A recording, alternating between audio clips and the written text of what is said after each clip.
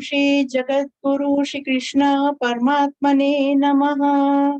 कृष्णं वंदे जगद्गुरुं।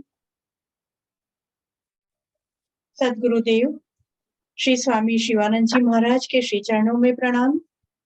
सद्गुरुदेव श्री साईनाथ महाराज के श्री चरणों में प्रणाम और आप सबके हृदय में उपस्थित परमात्मा को प्रणाम।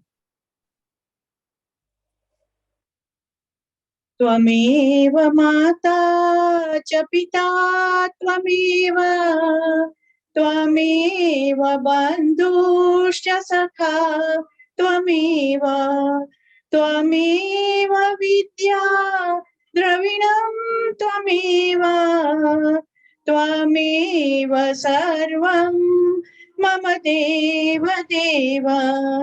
कायेन वाचा मनसेन्द्रियैर्वा बुद्ध्यात्मना वा प्रकृते स्वभावात् करोमि यद्यत् सकलं परस्मै नारायणायेति समर्पयामि। सच्चिदानंद भगवान की जय। अथ श्री ध्यान।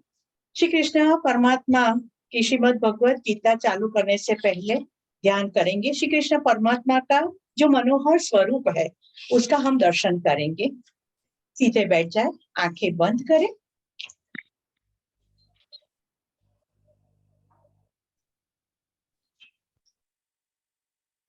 शांताकारं भुजगशयनं पद्मनाभं सुरेशं विश्वाधारं गगनसदृशं मेघवर्णं शुभांगं लक्ष्मीकान्तं कमलनयनं योगिभिर्ध्यानगम्यं वन्दे विष्णु भवभयहरं सर्वलोकैकनाथम्।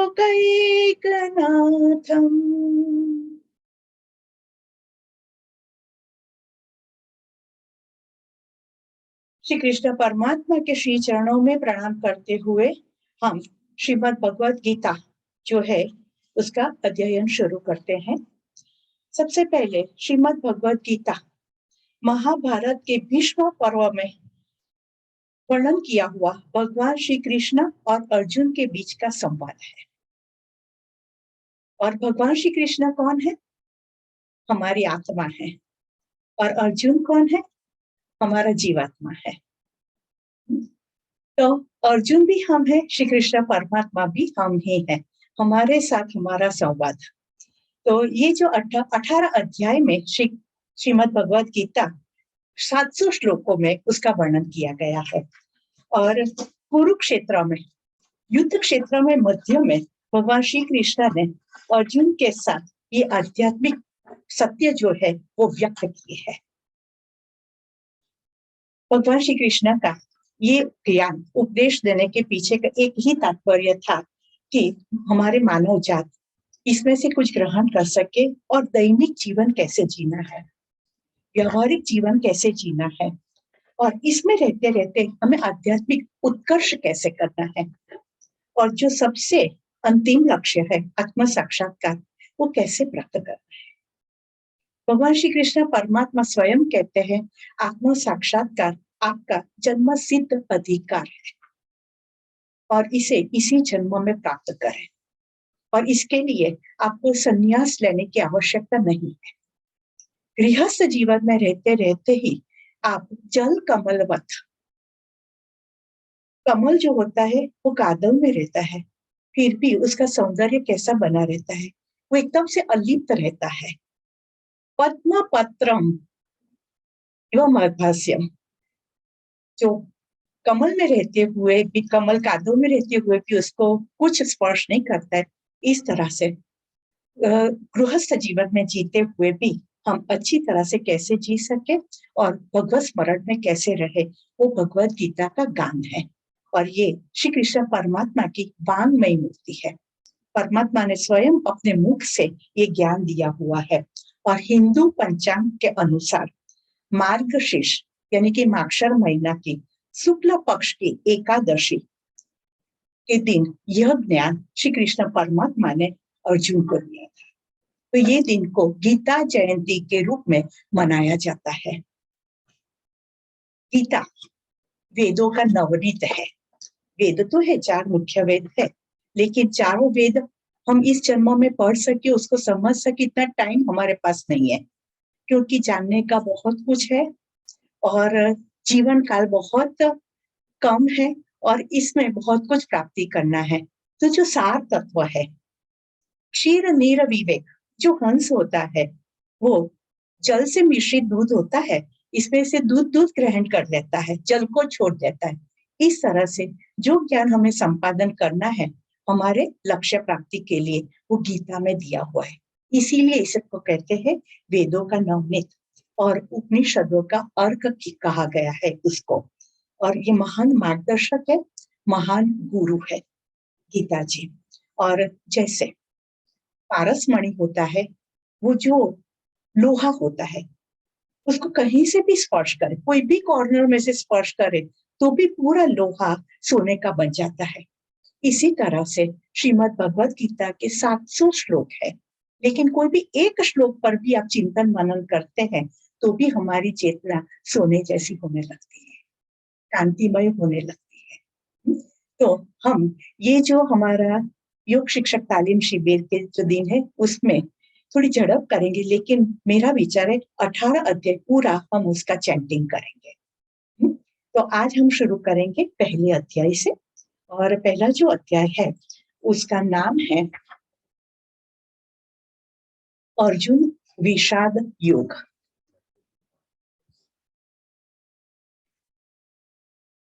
पहला तो हमें वही आश्चर्य होगा कि श्री कृष्ण परमात्मा जो है वो तो रसो वही सह,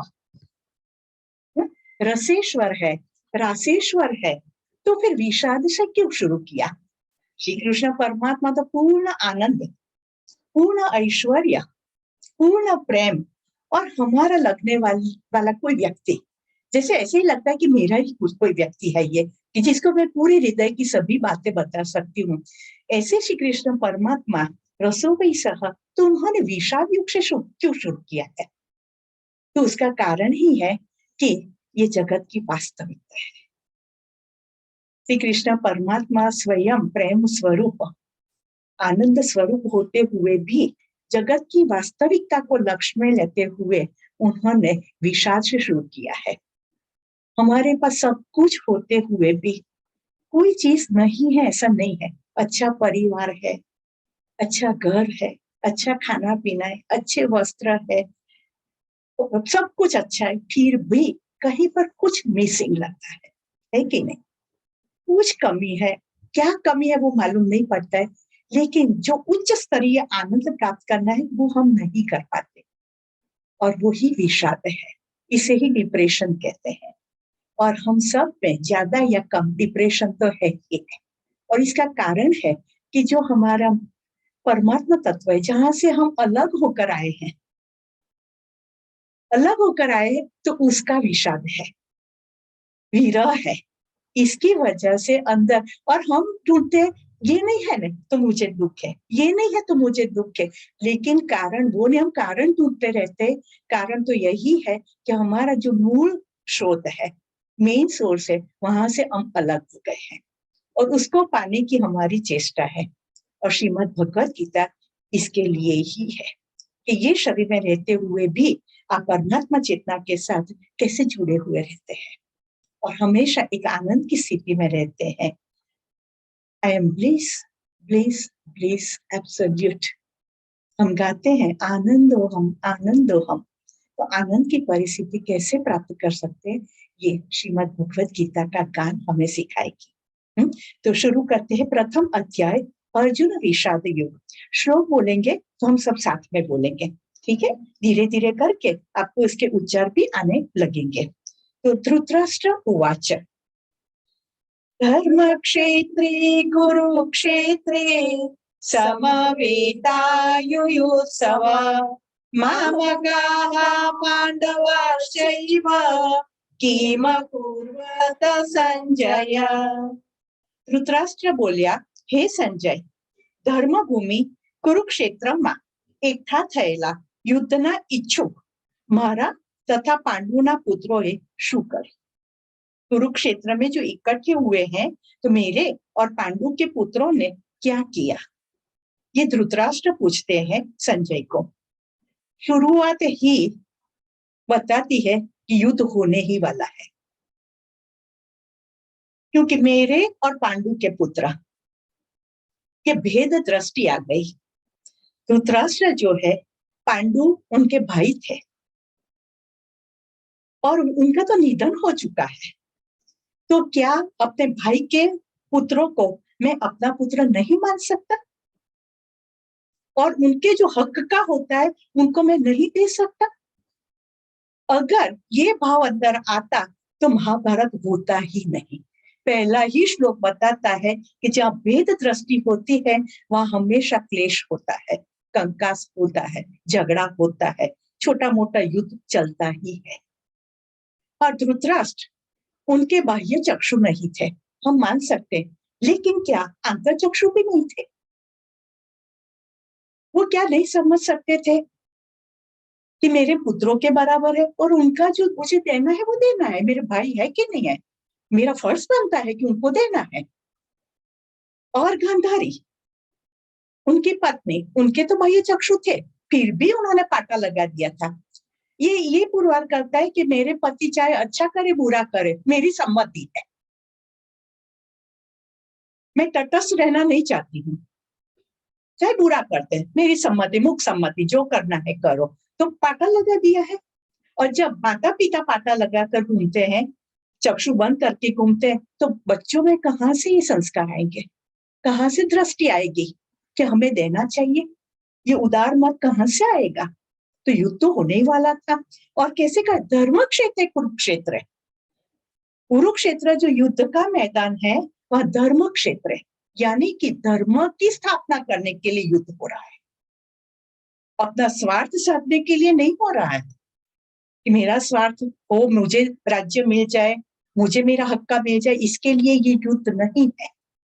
ये है धर्म के लिए। जो अधर्म प्रकट हो चुका है उसका नाश तो करना ही था, नहीं तो पूरी प्रजा अधर्म में ही चली जाएगी और जो प्रजा आएगी वो भी अधर्मी ही होगी। तो धर्म की संस्थापना तो करनी ही थी, इसके लिए कहते हैं धर्म क्षेत्र कुरुक्षेत्र।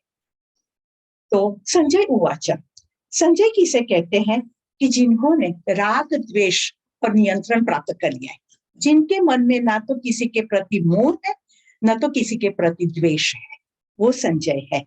तो संजय उवाच, आपको मालूम है कि धृतराष्ट्र तो देख नहीं सकते थे, उस समय भी टीवी था और अपने महल में बैठे बैठे संजय सब कुछ जो युद्ध भूमि में हो रहा था वो धृतराष्ट्र को कह रहे थे। तो संजय उवाच, दृष्ट्वा तु पांडवानीकं व्यूढं दुर्योधनस्तदा आचार्योपसंगम्य राजा वचनम अब्रवीत्। संजय बोल्या, તે વખતે રાજા દુર્યોધને વ્યૂહમાં ગોઠવાયેલી પાંડવોની સેનાને જોયા પછી દ્રોણાચાર્ય પાસે જઈને આ વચન કહ્યા। राजा दुर्योधन ने द्रोणाचार्य अपने गुरु के पास जाकर ये वचन कहे। आगे का श्लोक, पश्यतां पांडुपुत्राणाम् आचार्य महतीं चमूं व्यूढां द्रुपदपुत्रेण तव शिष्येण धीमता। हे गुरुदेव, दुर्योधन बोलते हैं, हे गुरुदेव, आपना विद्यमान शिष्य द्रुपद पुत्र धृष्टद्युम्न वडे व्यूहाकार्य उभी कराયેલી પાંડુ પુત્રોની આ વિશાળ સેનાને જુઓ। दुर्योधन पांडु सेना को देखता है, अपनी सेना को नहीं देखता है, सामने वाला क्या कर रहा है बस वो देख रहा है। और जब सामने वाले को देखते हैं तो अपने अंदर छिद्र रह जाते हैं। हम नहीं कहते कि एक उंगली आप किसी के सामने करते हो, चार उंगली खुद के सामने होती है। खुद का देखो, क्या तैयारी की है, सामने वाले की तैयारी क्या है, वो द्रोणाचार्य अपने गुरु से कहते हैं। आगे का श्लोक, अत्र शूरा महेश्वासा भीमार्जुन समायुधि युयुधानु विराटश्च द्रुपदश्च महारथ दृष्टकेतुश्चेकितानः काशीराजश्च वीर्यवान् पुरुजित कुन्तिभोजश्च शैव्यश्च नरपुङ्गव युधामन्युश्च विक्रान्त उत्तमौजाश्च वीर्यवान् सौभद्रो द्रौपदेयाश्च सर्व एव महारथाः। આ સેનામાં મોટા ધનુષ્ય ધારણ કરનારા તથા યુદ્ધમાં ભીમ તથા અર્જુન જેવા શૂરવીર, સાત્યકી, વિરાટ, મહારથી રાજા દ્રુપદ, ધૃષ્ટકેતુ, ચેકિતાન, બળવાન કાશીરાજ, પુરુજીત, કુંતીભોજ અને પુરુષ શ્રેષ્ઠ શૈબ્ય, પરાક્રમી યુધામન્યુ તથા બળવાન ઉત્તમૌજા, સુભદ્રા પુત્ર અભિમન્યુ તેમજ દ્રૌપદીના પાંચેય પુત્રો બધા જ મહારથીઓ છે। ये युद्ध में जो भाग लेने वाले हैं वो सभी के नाम इसमें बताए गए हैं कि जो पांडव सेना में थे। और महारथी उसको कहते हैं कि जो युद्ध शास्त्र में निपुण होते हैं और 10,000 धनुर्धारी होते हैं, इसके सामने वो अकेला लड़ सकता है। तो ऐसे ऐसे महारथी पांडव सेना में थे, वो दुर्योधन अपने गुरु को बता रहा है। अस्माकं तु विशिष्टाये तान्निबोधति चोत्तम नायका मम सैन्यस्य संज्ञार्थं तान ब्रवीमि ते। हे द्विजश्रेष्ठ, હવે આપણા સૈન્યમાં પણ જે મુખ્ય શૂરવીરો છે તેમને આપ જાણી લો। આપની જાણ ખાતર મારી સેનાના જે સેનાપતિઓ છે તેમને પણ હું તમને કહું છું। अब दुर्योधन अपनी सेना के बारे में बता रहा है। उन्होंने सामने की सेना को देख लिया और अपनी सेना में कौन कौन लड़ रहा है उसके बारे में बात करता है। भवान् भीष्मश्च कर्णश्च कृपश्च समितिञ्जयः अश्वत्थामा विकर्णश्च सोमदत्तिस्तथैव च। दुर्योधन द्रोणाचार्य से कहते, एक तो आप स्वयं जो मेरे पक्ष में है, पितामह भीष्म तथा कर्ण, संग्राम विजयी कृपाचार्य તેમજ અશ્વત્થામા, વિકર્ણ અને सोमदत्तનો पुत्र भूरिश्रवा। आगे भी बताते हैं कि कौन कौन उनके सेना में है। अन्ये च बहवः शूरा मदर्थे त्यक्त जीविता नाना शस्त्र प्रहरणाः सर्वे युद्ध विशारदाः। આ સિવાય બીજા પણ મારા માટે જીવનને ત્યજનારા ઘણા શૂરવીર અનેક પ્રકારના શસ્ત્ર અસ્ત્રથી સજ્જ છે, તેમજ તે સર્વે પણ યુદ્ધમાં નિપુણ છે। અપર્યાપ્તમ તદસ્માકં બલમ ભીષ્માભિરક્ષિતં पर्याप्तं त्विदमेतेषां बलं भीमाभिरक्षितम्। दुर्योधन कहता है, भीष्म पितामह से जो सेना की रक्षा की गई है वो अपरिमित यानी कि मर्यादित है और अमर्यादित है, जिससे वो अजय है। जबकि भीम के द्वारा रक्षित सेना परिमित है यानी मर्यादित है, तो उनको तो जीतना बहुत आसान है। कभी सामने वाले को कम मत समझो। मैं ही सब कुछ जानता हूँ, सामने वाले को कुछ मालूम नहीं पड़ता है, उसके पास कोई शक्ति नहीं। कभी किसी को भी अंडर एस्टिमेट मत करे, जजमेंटल मत बने, क्योंकि कई बार बहुत सारी गुप्त शक्तियां पड़ी होती है जो अब तक बाहर नहीं आई है, समय आने पर आ सकती है। पर दुर्योधन अभिमान से ग्रस्त था। उसको तो ऐसा ही लगता था कि ये युद्ध जीतना तो मेरे लिए बहुत आसान है, क्योंकि बहुत बड़े महारथी मेरे पास है और अपरिमित सैन्य मेरे पास है, और भीम के पास क्या है। उसको तो जीतना बहुत आसान है। आगे, अयनेषु च सर्वेषु यथा भागमवस्थिता ભીષ્મમેવાભિરક્ષन्तु ભવन्तः સર્વ એવ હિ। આજથી બધા વ્યુદ્વારો પર પોતપોતાની જગ્યાએ રહેલા તમે બધાએ સજાગ રહીને ભીષ્મ પિતામહનું જ બધી બાજુથી રક્ષણ કરો। आप सब भीष्म पितामह का रक्षण करें अपने अपने स्थान पर रहकर। तस्य संजनयन् हर्षं कुरु वृद्ध पितामह सिंहनादं विनद्योश्चै शंखं दद्मो प्रतापवान्। कौरव में वृद्ध महान प्रतापी पितामह भीष्म ने दुर्योधन के हृदय में हर्ष उत्पन्न करने के लिए सिंह के जैसी गर्जना करते हुए शंखनाद किया। बहुत दुख की बात है कि भीष्म पितामह वो तो धर्मी पुरुष थे, सब कुछ जानते थे कि यह अधर्म हो रहा है और मैं अधर्म के पक्ष में हूं, पर अपनी प्रतिज्ञा थी कि जो गादी पर होगा उसका पक्ष में लूंगा।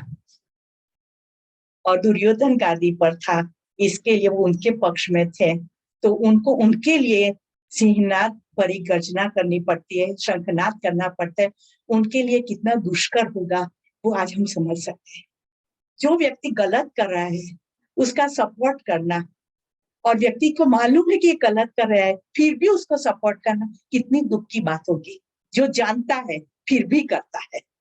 भीष्म पितामह इसीलिए उनको लास्ट में बाण शैया पर सोना पड़ा।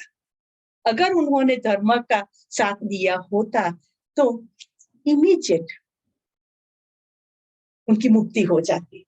ये सहन नहीं करना पड़ता, पर एक एक बाण सैया उन्होंने एक एक जो अधर्म था उसको साथ दिया था, इसकी वजह से था। तो आगे ततः शंखाश्च वैर्यश्च प्रणवानकगोमुखः सहसैवाभ्यहन्यन्तः सशब्दस्तुमुलोऽभवत्। इसके बाद में शंख, नगारा, डोल, मृदंग, रणशिंगा सभी वाद्य एक साथ बज उठे और उनका प्रचंड घोष से वातावरण भर गया था। ततः श्वेतैर्हैर्ययुक्ते महति स्यन्दने स्थितौ माधव पांडवश्चैव दिव्यो शंखो प्रदद्मतु। इसके बाद श्वेत अशोक के साथ जुड़े हुए उत्तम रथ में बैठे हुए श्री कृष्ण महाराज और अर्जुन ने भी अपने अलौकिक शंखनाद किया। पांचजन्यं ऋषिकेशो देवदत्तं धनंजय पौंड्रं दद्मौ महाशंखं भीमकर्मा वृकोदरः। श्री कृष्ण महाराज ने पंचजन्य नाम का और अर्जुन ने देवदत्त नाम का और भयानक कर्म करना यानी कि जो अधर्म के सामने लड़ सकने वाला है एकमात्र भीमसेन, उन्होंने पौंड्र नाम का महाशंख बजाया। अनंत विजयम राजा कुंती पुत्रो युधिष्ठिर नकुल सहदेवश्च सुघोषा मणिपुष्पको। कुंती पुत्र राजा युधिष्ठिर ने अनंत विजय नाम का और नकुल और सहदेव ने सुघोष और मणिपुष्पक नाम का शंख बजाया। काश्यश्च परमेश्वास शिखंडी च महारथ धृष्टद्युम्नो विराटश्च सात्यकीश्च पराजितः द्रुपदो द्रौपदायाश्च सर्वश पृथिवीपते सौभद्रश्च महाबाहु शंखाद् पृथक् पृथक्। शेष धनुर्धारी काशीराज, महारथी शिखंडी, धृष्टद्युम्न, राजा विराट, अजय सात्यकी, राजा द्रुपद, द्रौपदी के पांचों पुत्र और महाबाहु सुभद्रा पुत्र अभिमन्यु, ये सब ने ही राजन अपनी अपनी जगह पर से शंखनाद किया।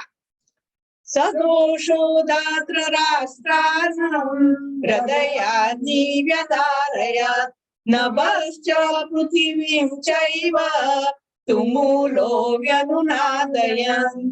वो भयानक नाद से आकाश और पृथ्वी में भयंकर गर्जना हुई और सभी पक्षधारियों के जो हृदय थे वो उसको भेद कर वो अंदर चली गई।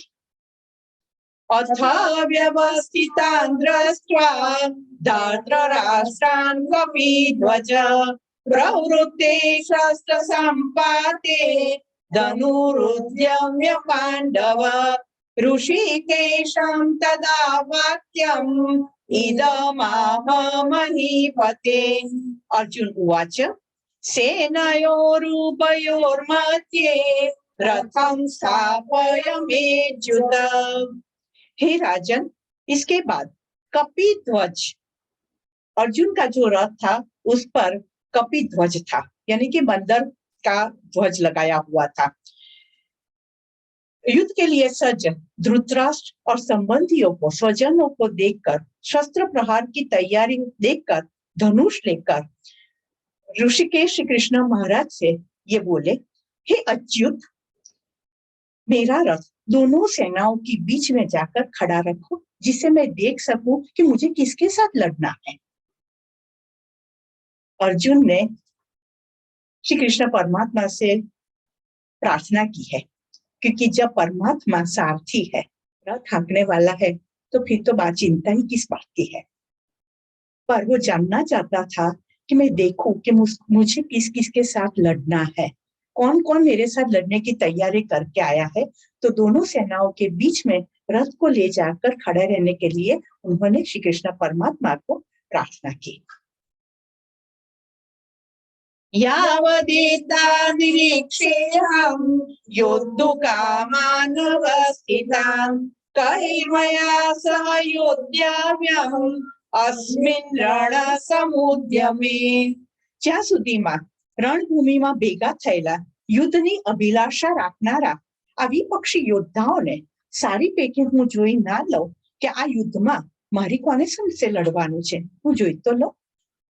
अर्जुन ने श्री कृष्ण परमात्मा से कहा कि मैं देखना चाहता हूँ कि इस युद्ध में मुझे किसके साथ लड़ना है और कौन लड़ने की तैयारी करके मेरे सामने खड़ा है।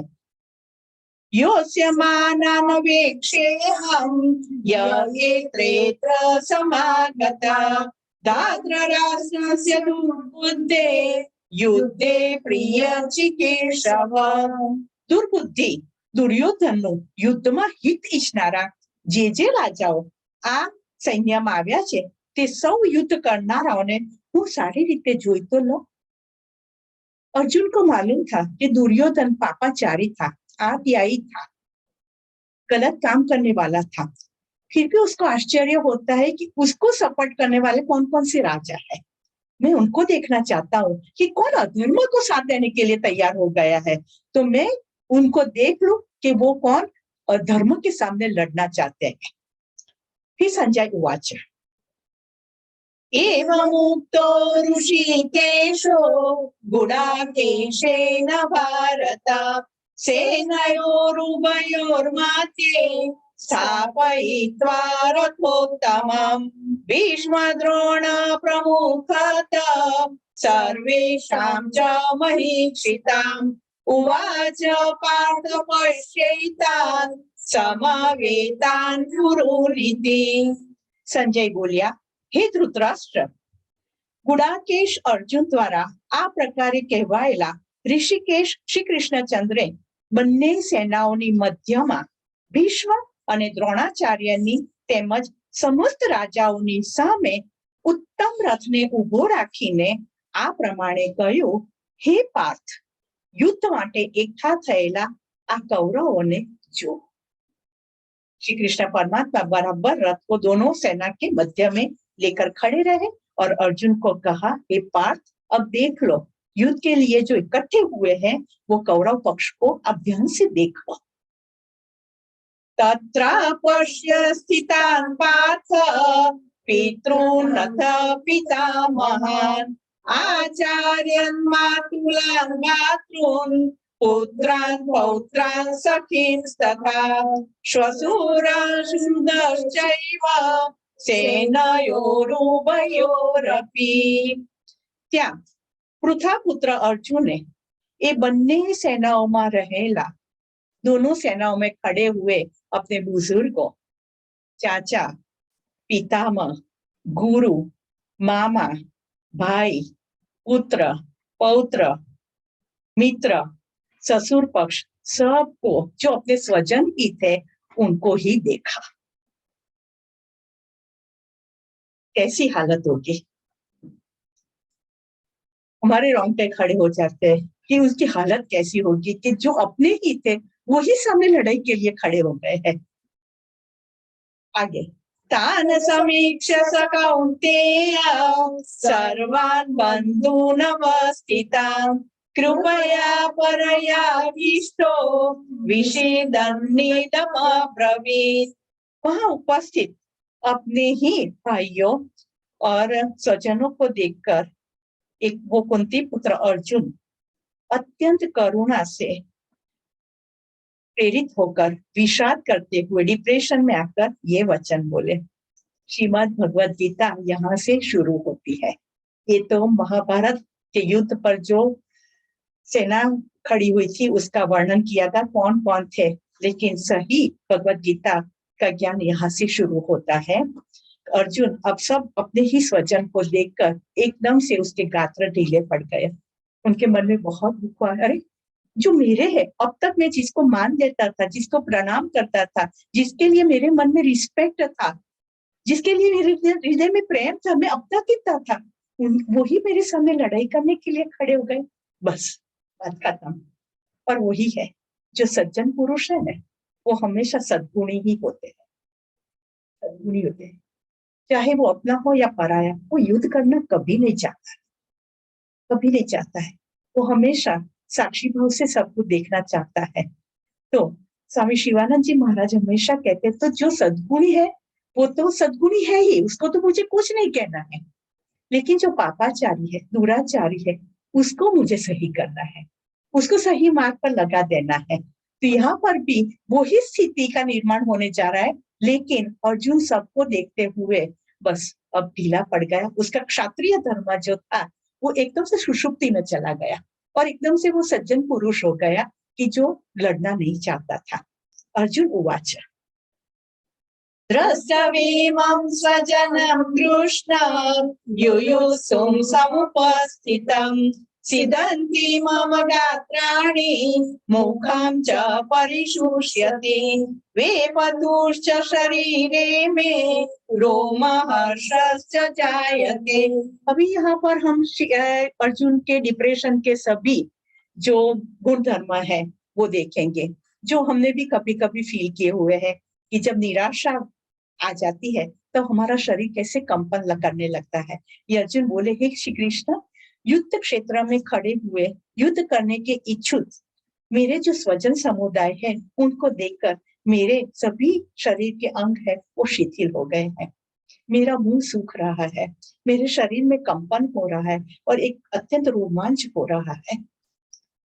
गांडीवं संशते हस्तात् स्वकचैव परिदह्यते न च शक्नोम्यवस्थातुं भ्रमतीव च मे मनः। मेरे हाथ में से गांडीव धनुष जो है वो गिरा जा रहा है, मेरी चमड़ी जो है वो उसमें जलन हो रही है और मेरा मन जो है वो भमने लगा है और मैं खड़े रहने के लिए भी अभी समर्थ नहीं हूँ, मेरे शरीर में कोई शक्ति नहीं बची है। निमित्तानि च पश्यामि विपरीतानि केशव न च श्रेयो पश्यामि हत्वा सज्जनमाहवे। अर्जुन कहते हैं केशव, હું તો લક્ષણો પણ આવડા જ જોઉં છું, यानी कि मैं तो अपशुकन देख रहा हूँ और युद्ध में मेरे स्वजन को मारकर मैं कोई अपना भी कल्याण नहीं देख रहा हूँ। अब अर्जुन एकदम ढही ढही बातें करने लगा है, जैसे खुद एकदम नॉलेजेबल है और कृष्ण भगवान तो कुछ जानते ही नहीं है, इस तरह की बातें अब वो करने लगा है। देखना, न कांक्षे विजयां कृष्ण न च राज्यं सुखानि च किं नो राज्येन गोविंद किं भोगे जीवितेन वा। अर्जुन कहता है, कृष्ण, मैं तो न तो विजय की इच्छा रखता हूँ न तो राज्य की इच्छा रखता हूँ, और हे गोविंद, इस प्रकार के राज्य को प्राप्त करने से भी क्या प्रयोजन, उसमें मुझे कहाँ से आनंद आने वाला है, ऐसे भोग और जीवन से मुझे कोई लाभ नहीं होने वाला है, ऐसा मैं मानता हूँ। येषामर्थे काङ्क्षितं नो राज्यं भोगा सुखानि च तदैमेव स्थिता युद्धे प्राणस्य धनानि च। અમે જેમના માટે રાજ્ય, ભોગ અને સુખની ઈચ્છા રાખીએ છીએ, તે જ આ બધા લોકો તો ધન અને જીવવાની આશા જતી કરીને યુદ્ધમાં ઉભા રહ્યા છે। मैं जिनके लिए खुशी लाना चाहता था, जिसके लिए भोग देना चाहता था, वही लोग तो मेरे सामने खड़े हैं। फिर युद्ध करने से क्या फायदा? वो तो जीवन को त्याग करने के लिए खड़े हो गए हैं, तो किसके लिए मैं युद्ध करूं? आचार्य पितरा पुत्रैव च पितामहा मातुला श्वशुरा पौत्रा श्याला संबंधिनस्तथा। यहाँ पर गुरुजन, वडील, पुत्र और दादा, मामा, ससुर, पौत्र, साले सभी संबंधी तो है। अरे मैं तो ऐसा मानता था कि कोई अजनबी मेरे सामने खड़ा रहकर लड़ाई करेंगे, लेकिन ये तो मेरे ही स्वजन खड़े हैं। एतान् हन्तुमिच्छामि ग्रतोऽपि मधुसूदन अपि त्रैलोक्य राज्यस्य हेतो किं नो मही कृते। हे मधुसूदन, अर्जुन कहता है श्री कृष्ण परमात्मा को कि मैं मर जाऊं या तो मुझे तीनों लोक का राज्य भी मिले, तो भी मैं ये लोगों को मारना नहीं चाहता हूँ। तो फिर पृथ्वी के राज्य के लिए तो मैं क्यों युद्ध करूं?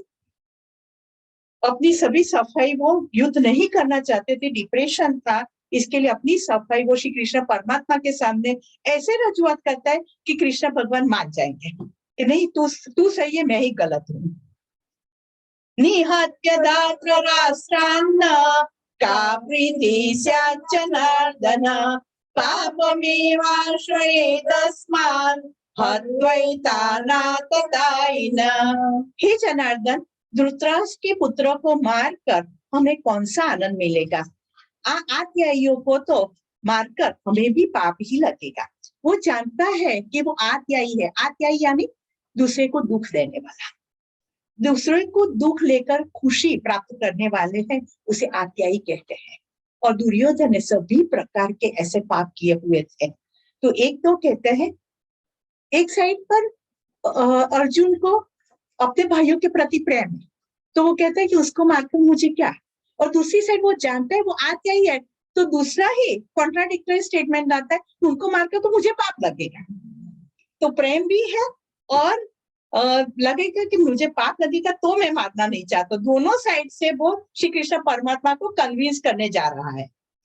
तस्मान्नार्या वयं हन्तुं दात्रराष्ट्रान् स्वबान्धवान् स्वजनं हि कथं हत्वा सुखी न श्याम माधव। માટે હે માધવ, પોતાના જ બાંધવ ધૃતરાષ્ટ્ર પુત્રોને હણવા માટે અમે યોગ્ય નથી। પોતાના સ્વજનોને હણીને અમે કેમ સુખી થઈશું? कि हम ये पापाचारी को मारने के लिए योग्य नहीं है। जो सज्जन होते हैं वो दुर्जन को क्यों मारे? और उनको मारकर, वो मेरे भाई है तो उनको मारकर मैं सुखी भी कैसे होगा? यद्यपि तेन पश्यन्ति लोभोपहत चेतस कुलक्षय कृतं दोषं मित्रद्रोहे च पातकं कथं न क्रियमस्माभिः पापादस्मान् निवर्तितुं कुलक्षय कृतं दोषं प्रपश्य द्विजनादन। जो के लोभने લીધે ભ્રષ્ટ ચિત્ત થયેલા આ લોકો કુળના નાશથી ઉત્પન્ન થતા દોષને તથા મિત્રોનો વિરોધ કરવાથી ઉત્પન્ન થતા પાપને જોતા નથી। છતાં પણ હે જનાર્દન, કુળ નાશને કારણે લાગતા દોષને જાણનારા અમોએ આ પાપથી બચવા માટે કેમ ના વિચારવું જોઈએ? अर्जुन सब कुछ समझता है, ऐसा नहीं है कि वो नहीं समझता है। वो जानता है कि ये जो युद्ध कर रहे हैं वो भ्रष्ट चित्त हो गए हैं, और इससे कुल का भी नाश हो जाएगा, धर्म का भी नाश हो जाएगा, मित्रों का भी द्रोह होगा, दगा होगा। तो फिर हम उसके साथ क्यों लड़े? वो जानते हैं कि ये होने वाला है, तो भी ये क्यों युद्ध करने के लिए तैयार है? और ये पापी लोगों को मारकर हम अपना हाथ क्यों गंदा करें? इसलिए मैं युद्ध करना नहीं चाहता। कुलाक्षये प्रणश्यन्ति कुलधर्मा सनातना धर्मे नष्टे कुलं कृत्स्नम् अधर्मो विभवत्युत। और कुल का नाश होने से सनातन कुल धर्म नष्ट हो जाते हैं और धर्म का नाश होने से समस्त कुल में पाप फैल जाता है। कि जब कुल का नाश होता है, अधर्म फैल जाता है, तब समस्त जो कुल है वो पापाचारी हो जाता है, क्योंकि जो संस्कार मिलते हैं उसी तरह से आगे की जो हमारी जनरेशन है वो काम करेगी। माता पिता से जो संस्कार मिलते हैं वही आगे करने वाले हैं। अब वही नष्ट हो जाएगा तो आगे की जो जनरेशन आएगी वो कैसे पुण्यशाली होगी, कैसे धर्मी होगी। अधर्माभिवाकृष्टा प्रदूष्यन्ति कुलस्त्रिय स्त्रीषु दुष्टा सुवार्ष्णेय जायते वर्णसंकर। हे कृष्ण, पाप के बढ़ जाने से कुल की स्त्रियां अत्यंत दूषित हो जाती हैं और हे वार्ष्णेय, जब स्त्रियां दूषित हो जाती है तब वर्ण संकर प्रजा जन्म लेती है। अर्जुन ने बहुत बहुत सही बात बताई है कि कृष्ण, जब पाप बढ़ जाता है तो स्त्री अलग अलग लोगों के साथ शयन करती है और इससे वर्ण संकर प्रजा पैदा होती है जिसमें कोई संस्कार नहीं होते हैं। और कुल का नाश हो जाने से, ये वर्ण संकर प्रजा उत्पन्न होने से आगे तो धर्म का पालन कैसे होगा वो हम विचार भी नहीं कर सकेंगे। संकरो नरकायैव क्रूरग्राणां कुलस्य च पतन्ति पितरो येषां लुप्तपिण्डोदकक्रिया। वर्ण संकर संतति કુળના હણનારાઓને તથા કુળને નરકમાં લઈ જવા માટે હોય છે। પિંડ અને તર્પણ ક્રિયાથી વંચિત એમના પિતૃઓ પણ અધોગતિને પામે। जब वर्णसंकर प्रजा होती है ना, तब वो अपने कुल को नरक में ले जाते हैं, यानी कि दुखमय स्थिति में ले जाते हैं, उनका अधःपतन हो जाता है। और हम जो भी श्राद्ध पक्ष आएगा उसमें हम श्राद्ध करते हैं, तर्पण क्रिया करते हैं, वो भी कोई नहीं करेगा अपने पितरों के लिए, तो उनका भी कैसे मोक्ष होगा। तो अधःपतन निश्चित है। दोषे जैते कुलग्राणां वर्णसंकरकारकै उत्साद्यन्ते जाति धर्माः कुलधर्माश्च शाश्वताः। આ વર્ણ સંકરાકારક દોષોથી કુલ ઘાતીઓના સનાતન કુલ ધર્મો અને જાતિ ધર્મો સંપૂર્ણપણે નષ્ટ થઈ જાય છે। जब वर्ण संकर प्रजा होती है ना, तो फिर कोई संस्कार नहीं रहता है, तो पूरे कुल धर्म जाति धर्म संपूर्ण नष्ट हो जाते हैं। उत्सन्न कुल धर्माणां मनुष्याणां जनार्दन नरके नियतं वासो भवतीत्यनुशुश्रुतम्। એટલું જ નહીં હે જનાર્દન, જેમના કુલ ધર્મો સંપૂર્ણ નષ્ટ થઈ ગયા છે તેવા મનુષ્યનો અનિશ્ચિત કાળ સુધી નરકમાં વાસ થાય છે, એમ અમે સાંભળતા આવ્યા છીએ कि जब कुल धर्म नष्ट हो जाते हैं तब अनिश्चित समय के लिए पितरों नरक में वास करते हैं, ऐसा हमने सुना है। ऐसा अर्जुन श्री कृष्ण परमात्मा से कहते हैं और सही बात है। इसीलिए हम चाहे फॉरेन में भी क्यों नहीं रहते हैं, पर हम हमारे बच्चों को हमारे संस्कार देते हैं, धर्मों को कैसे संभालने वो ज्ञान हम देते रहते हैं। और इसी वजह से पश्चिम देश में रहने के बावजूद भी वो अपना जो होते हैं नीति नियम उसका पालन करते हैं कि वो संस्कार तो रहने ही चाहिए। अहो बत महत् पापं कर्तुं व्यवसिता वयं यद्राज्य शुकलोभेन हन्तुं स्वजनमुद्यता। अरे रे, ઘણા દુઃખની વાત છે કે અમે બુદ્ધિમાન હોવા છતાં બહુ મોટું પાપ કરવા તત્પર થયા છીએ, જે રાજ્ય અને સુખના લોભે સ્વજનોને હણવા માટે તૈયાર થયા છે। अर्जुन अब ऐसा ही मानने लगा है कि ये धर्म अधर्म का युद्ध नहीं है, वो अपने स्वार्थ के लिए राज्य प्राप्त करने के लिए युद्ध कर रहा है। इसलिए वो श्री कृष्ण परमात्मा से कहता है कि हम तो बुद्धिमान है, और ऐसा बुद्धिमान होने के बावजूद भी हम इस तरह से क्यों लोग ये पापाचारी को मारने के लिए तैयार हो गए हैं। यदि माम प्रतीकारम् अशस्त्रं शस्त्रपाणय दाद्रराष्ट्रारणे हान्यो तन्मे क्षेमतरं भवेत। એ કરતા શસ્ત્ર રહિત અને સામનો ન કરનાર એવા મને જો હાથમાં શસ્ત્ર લીધેલા ધૃતરાષ્ટ્રના પુત્રો રણમાં હણી નાખે તો એ મરવું પણ મારા માટે કલ્યાણકારક થશે। मेरे हाथ में शस्त्र भी नहीं है और जो शस्त्रधारी धृतराष्ट्र के पुत्र है वो मुझे मार दे उसमें भी मैं अपना कल्याण ही देख रहा हूँ। संजय उवाच एवमुक्त्वार्जुन संख्ये रथोपस्था उपाविशत् विसृज्य सशरं चापं शोक संविघ्न मानस। संजय बोले, रणभूमि में शोक से उद्विग्न मन वाला अर्जुन ऐसा कह के बाण सहित धनुष का त्याग करते हुए रथ के पीछे की सीट में जाकर बैठ गए।